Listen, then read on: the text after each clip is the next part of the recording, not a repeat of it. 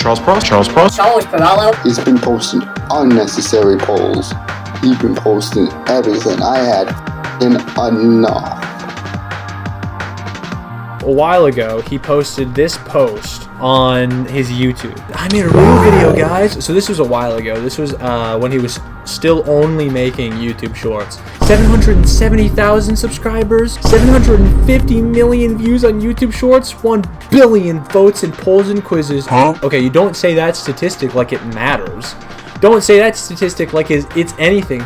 Guys, we got almost 800,000 subscribers, W. We got 750 million views on YouTube Shorts. Dude, W. And we got 1 billion votes in polls and quizzes. Oh my goodness, we got a billion votes in polls and quizzes. You're so gay. And I've never viewed myself as a real YouTuber. Hey, Charles, that's because you're not. It's because you're a glorified TikToker. When August ended, I had my main show on Snapchat canceled. Goy slop, which was paying my bills. I still have others, but was told by Snapchat to get more shows. I'd need to stop narrating, instead filming videos of a higher quality. Okay, well at least he recognizes that his videos aren't high quality. I said yes. I rented a studio in Newburgh, New York.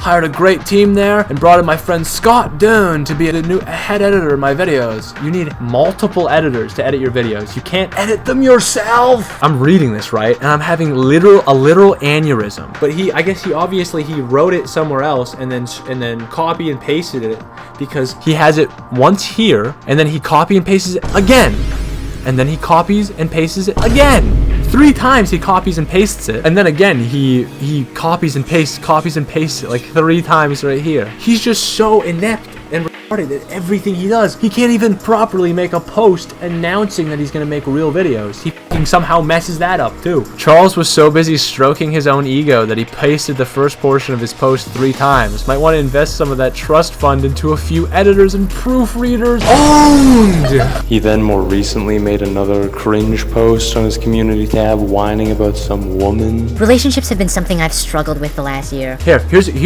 advice on what to do with relationship struggles. Don't post about it to your YouTube audience. Okay, don't post about it online. Deal with it yourself. I live in a town called Rock Hill, which is sort of a small town vibe in New York, and not a lot happens here. I live here because I inherited my dad's lake house after he passed away. I thought I saw a life for myself here. I was all alone and wanted to try and meet someone here, which was a bit of a pain. One girl I met asked me for my number one night. She texted me the next day wanting to go out, and canceled as I was driving there because she decided to get back together with her ex. Aww, poor Charles Peralo can't get laid. El Bozo fat.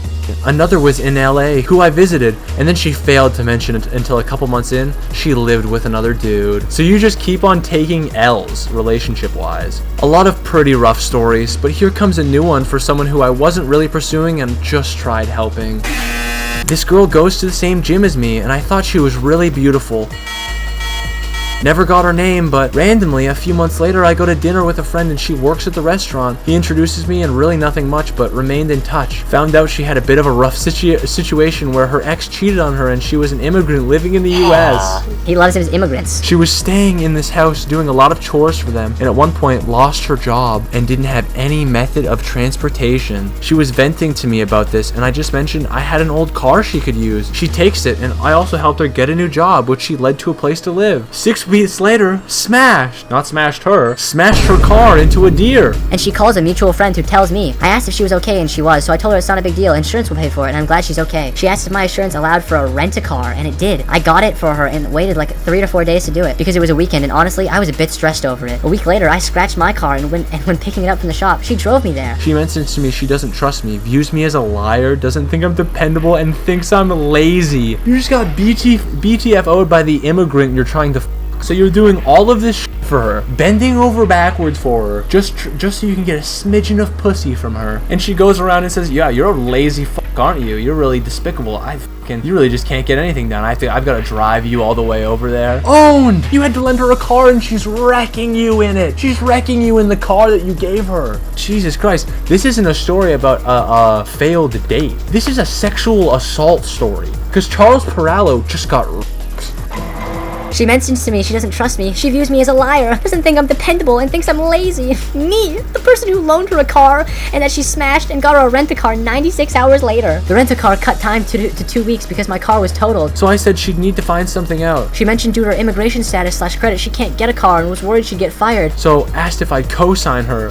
So she's just using you. Stop engaging with her. She's not gonna fuck you. I said yes because she is genuinely a hard worker and I trust her. You said yes because you want to her. The day comes where the rent-a-car is due and she got a car picked out. How that day went. She was supposed to get a US road test, which I offered to bring her to, but she had a friend. The friend didn't bring her license, so she couldn't take it. She asked me if I'd come and I did, but they didn't let her take it due to it being late. So again, you're just consistently breaking over backwards for her. How can you not see you're being used and abused? You're getting mogged by a foreigner. No matter what, at every turn she's slighting you, proving to you that she doesn't want to you, proving to you that she thinks you're less than human. You're still just tunnel vision trying to fuck her. While waiting in the line with other cars, it's raining and cold, so I looked at a guy waiting and joked, "That's me in 10 minutes." She was laughing, so I was going to send a video to our mutual friend. She just goes in the video, "I am not his girlfriend," right away, and I'm just like, okay, good. She's making it readily apparent that she doesn't want to you. Guess what? You should leave. You should stop associating with her because she's clearly not adding anything to your life. You're like, you clearly are doing this because you're hoping in exchange for all this nice stuff that eventually she'll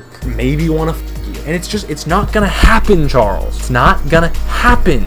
I also noticed whenever I see her at the gym, while all this is going on, she's not hyper friendly to me. Like, this idea is so bad. Like, why? I can't understand why she wouldn't want to date me. After that, I take her to the dealership, where on the ride there, she said she doesn't trust me and calls our mutual friend a true friend, the one that didn't help her get a car, a job, and a place to live. Yeah, because he probably actually likes her for her. He doesn't want to fuck her, and all you're just doing all this to fuck her. So she's just calling you out on your obvious bullshit.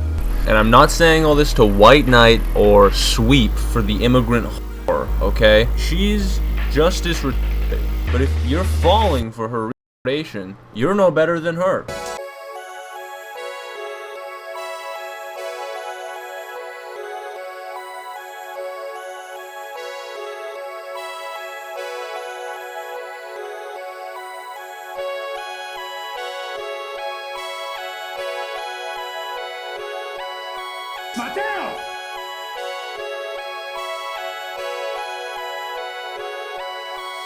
We get there and do the whole thing while she makes me wait an extra 30 minutes figuring out payment plans for herself and calls this mutual friend trusting him over me. We get it, and minus her going back to the dealership to complain it's not clean enough, we leave. I told her I need to drop the rent-a-car off, so asked if she'd follow me there and drop me off at my house. She says yes. We get there and I go into the place. I walked out and tell this girl laughing at the situation. She screams at me and starts crying, saying I never help her and I'm lazy. I mean, at this point, it's just your fault. Like, you're just continuously subjecting yourself to this behavior. Like, you could avoid it by not talking to her ever again. You're not going to gain anything out of this situation. This whole thing is such an irrelevant schizo post. Like, this is not something that you should be posting to your YouTube channel. He just goes on, like, further malding. He's just documenting different ways that this woman is using and abusing him, and just malding that she won't date him and that she's not interested in dating him. And then he just ends it all by just like shamelessly playing the victim card. I honestly began just helping this person without thinking of the idea of a relationship, and instead wanting to help an immigrant.